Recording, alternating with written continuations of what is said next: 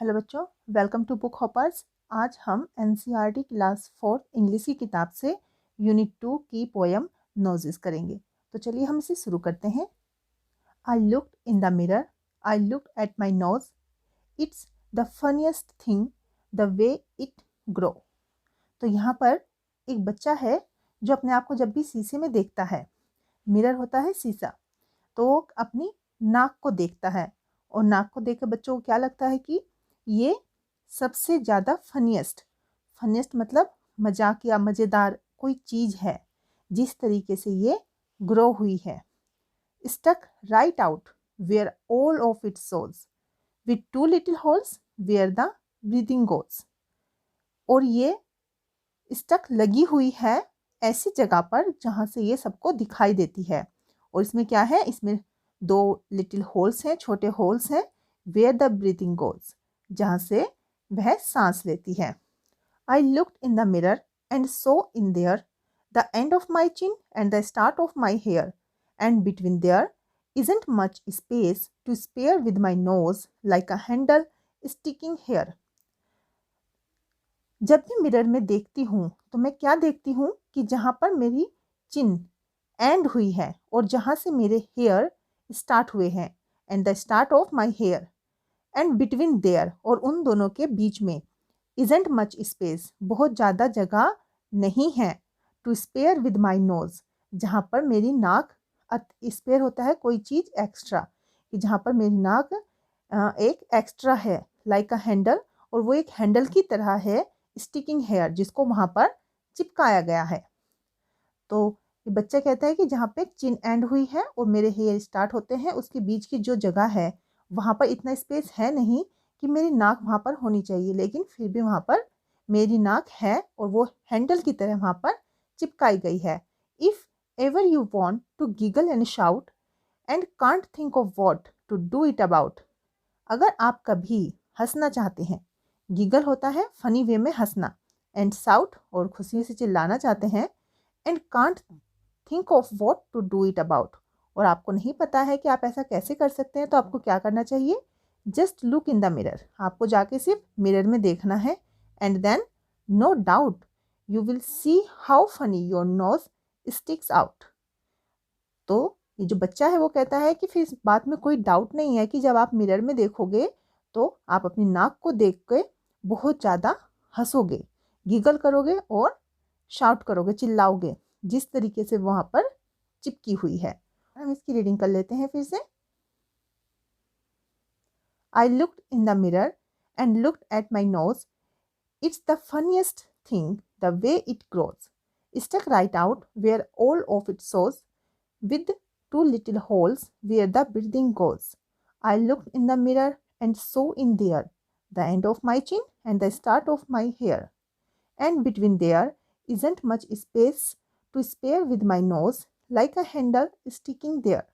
If ever you want to giggle and shout and can't think of what to do it about, just look in the mirror and then no doubt you will see how funny your nose sticks out.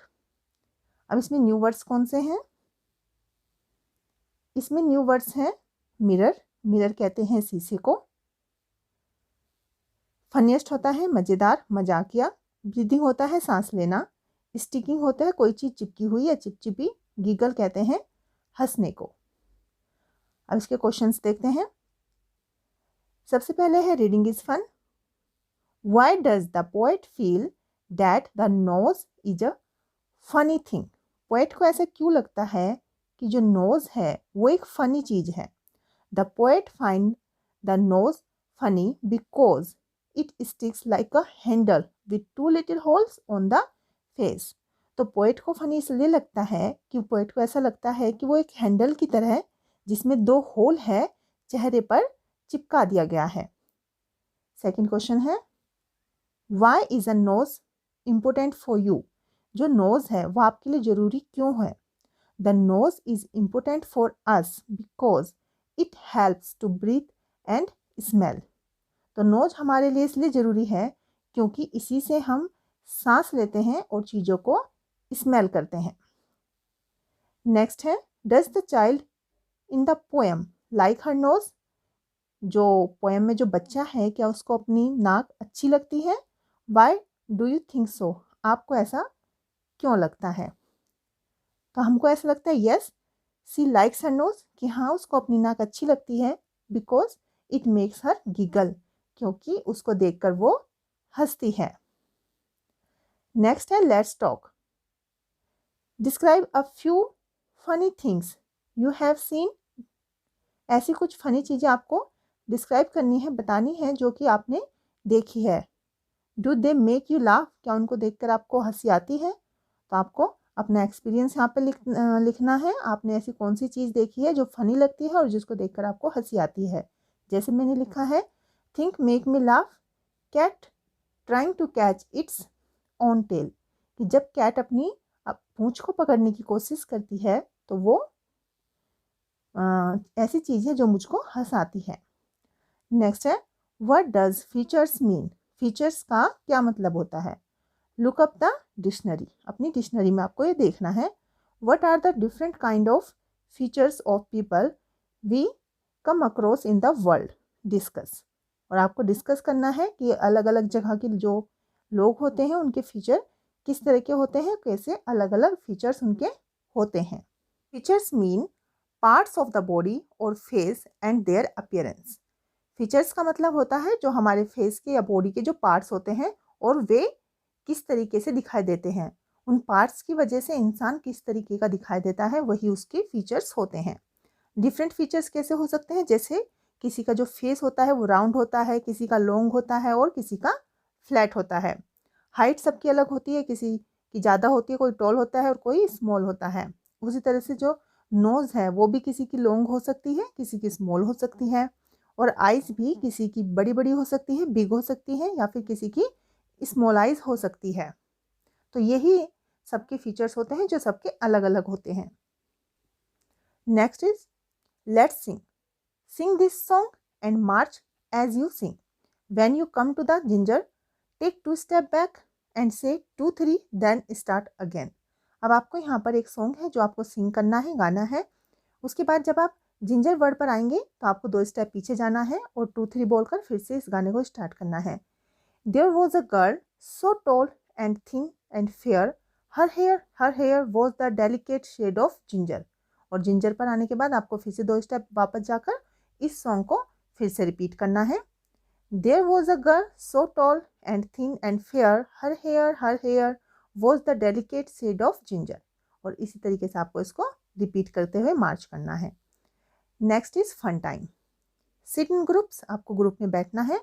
Look at your friends face, अपने दोस्त के चेहरे को देखना है। And describe about what you see, आप क्या देखते हैं उसको डिस्क्राइब करना है, बताना है। Use words like long, round, Oval, slanted, sharp, flat. और यहाँ पर कुछ वर्ड्स दिए गए हैं जिनको आप यूज़ कर सकते हैं उसके फेस के बारे में डिस्क्राइब करने के लिए। You can use other words also, और इनके अलावा भी अगर कोई आप दूसरा वर्ड्स इस्तेमाल करना चाहें तो आप वो भी इस्तेमाल कर सकते हैं। जैसे कि एक एग्जांपल मैंने आपके लिए लिखा है कि आप लिख सकते हैं my friend's face is round, कि मेरे जो फ्रेंड है उनका फेस राउंड है। He has a long nose, उसकी जो नाक है वो लंबी है। His eyes are very bright, उसकी जो आँखें हैं वो बहुत ब्राइट है, चमकीली है। हिज फीचर्स आर शार्प, और उसके जो फीचर्स हैं वो बहुत ज़्यादा शार्प हैं। नेक्स्ट है what is your favourite fruit.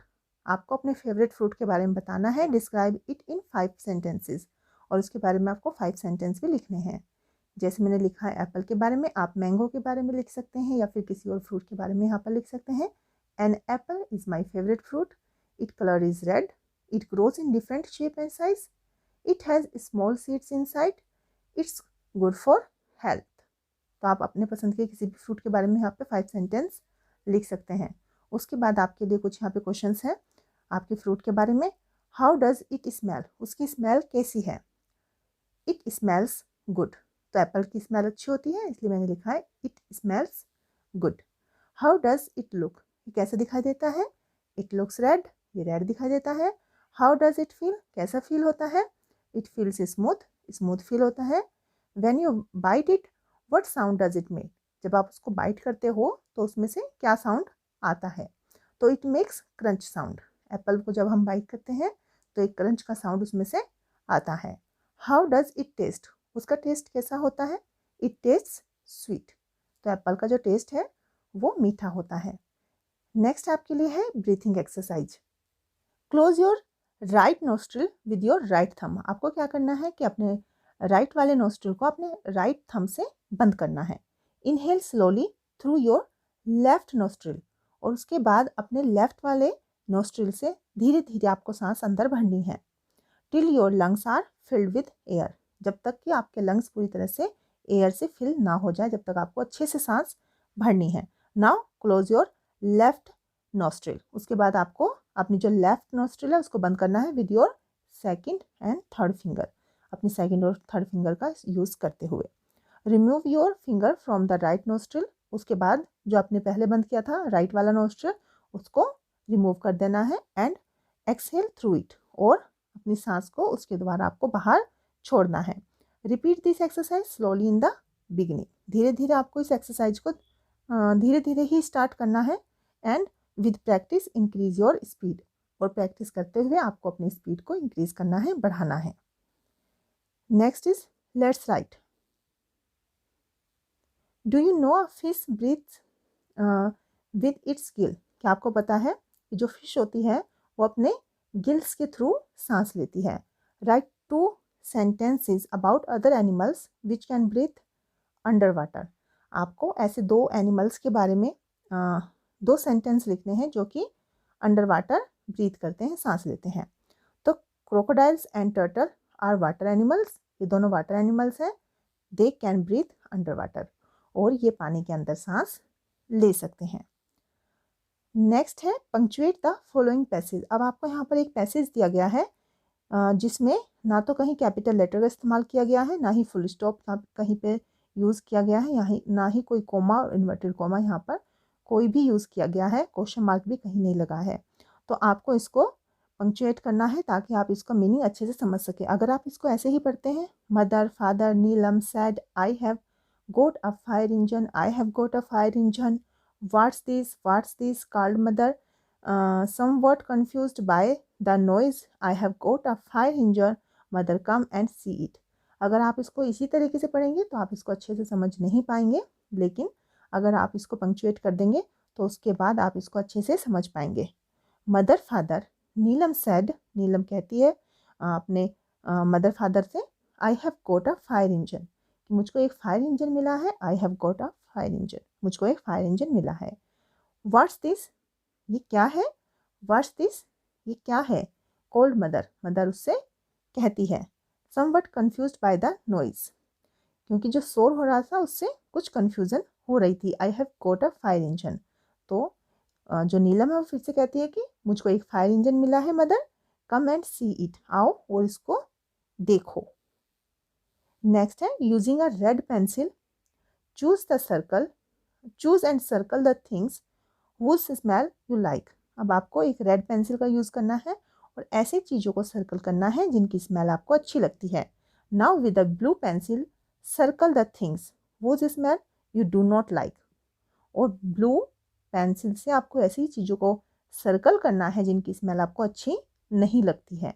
Make 5 sentence in like this, और आपको 5 सेंटेंस भी बनाने हैं। किस तरीके से बनाने हैं। आई लाइक या फिर I do not like the smell of, जो चीज़ आपको पसंद है या नापसंद है उसको यहाँ पर लिखना है। Because it reminds me of, उसकी स्मेल आपको किस चीज़ की याद दिलाती है वो भी आपको यहाँ पर लिखना है। तो जैसे हम सर्कल करते हैं,